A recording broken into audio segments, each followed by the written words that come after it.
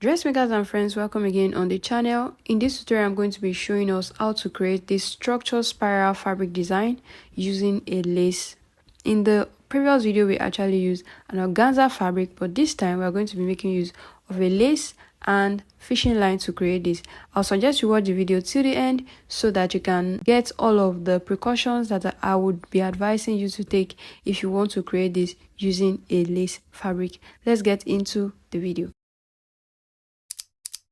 To begin with this, go ahead to get your fishing line, and then you are going to actually deconstruct everything like this. You are going to pick out the fishing line right from it, just as seen. Just slice through the fishing line like that. Slice through it. By the time you slice through it, you'll be able to get the fishing lines out of this boning. Alright, I understand that this is a boning. You can see it is just the Regling boning.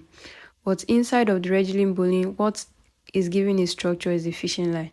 So once you get that the edges out, just pick them out just like this, and you'll be able to get your fishing line.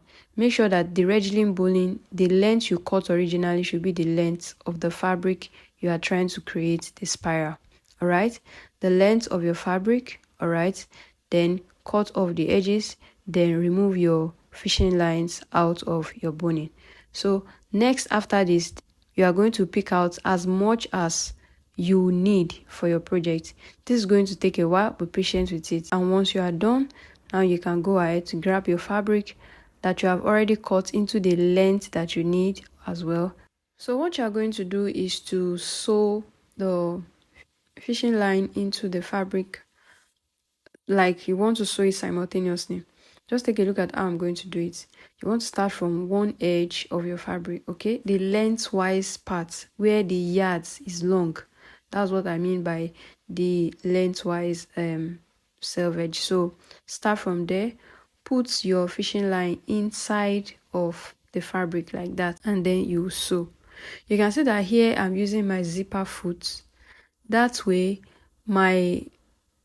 I'll be able to sew really close to the bones, the fishing line, and I'll also be able to have just tiny spaces in between. Alright, so if you have your zipper foot, the tiny one, it will be really handy at this point. So use your zipper foot to get the best results.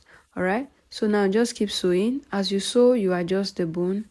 As you sew, you guide the bone. So now we have been able to do the first one just like this. Alright, I'm going to do another one again so that we are able to see it. So here it is. Put your bones inside of your fabric just like this, then put it under your machine foot.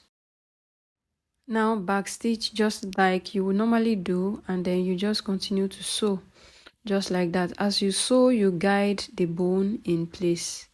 As you sew it, you guide the bone in place, and that's how you are going to sew everything till you finish the entire length and breadth of the fabric. This process takes patience, but the end result is always really great.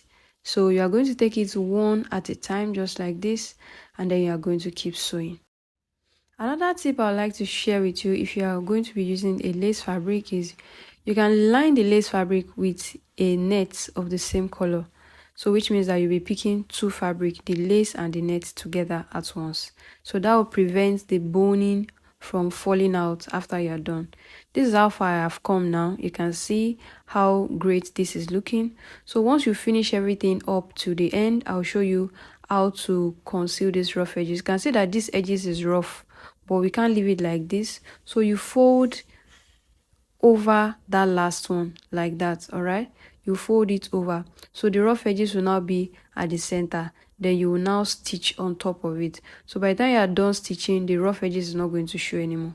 So take a look at how I'm doing it, and then just put it under your machine foot like this, and then you just sew. By the time you are done sewing, the rough edges is not going to be seen anymore, and that is how you take care of the end of the lengthwise part of the fabric. Once that is done, you should have something that looks like this, so no rough edges anymore. So once this is done, you want to go ahead to trim off all of the excess thread, excess boning that is shooting out. Okay, so just trim everything out nicely like that, just as you are seeing me doing it now. So once everything is trimmed out, you are going to get a fabric like this. This is the dress that I'm going to be using this on. So I just actually use interfacing on it. So I'm going to be using this to finish the end. Just take a look at how I'm doing it, all right? And then you just do yours just the same way as well. So now I'm just going to turn it over like this, all right? Turn it over it just like this, and then you are going to hem it down again, and that way you are going to be able to get a neatly finished edges just like that. Don't forget I told you that if you want to use this lace or any lace fabric, make sure that you actually line the lace with net first. Use a net of a similar color. That way your bonings will not be coming out. You can see that some of these bonings are actually coming out. All right, so now this is the finished edges. Okay, so go ahead, trim off all your hanging threads and all of that, and then after this you just need to just take it to your dress that is already made, and then you just go and style it on your dress. Now here is what we have just created. I hope you find this video helpful. Please don't forget to give this video a thumbs up, leave me a sweet comment, and also subscribe if you've not done so already. And if you would like to actually use an organza to create this, I'm going to link the video up here at the end of this screen. You can also watch that video as well.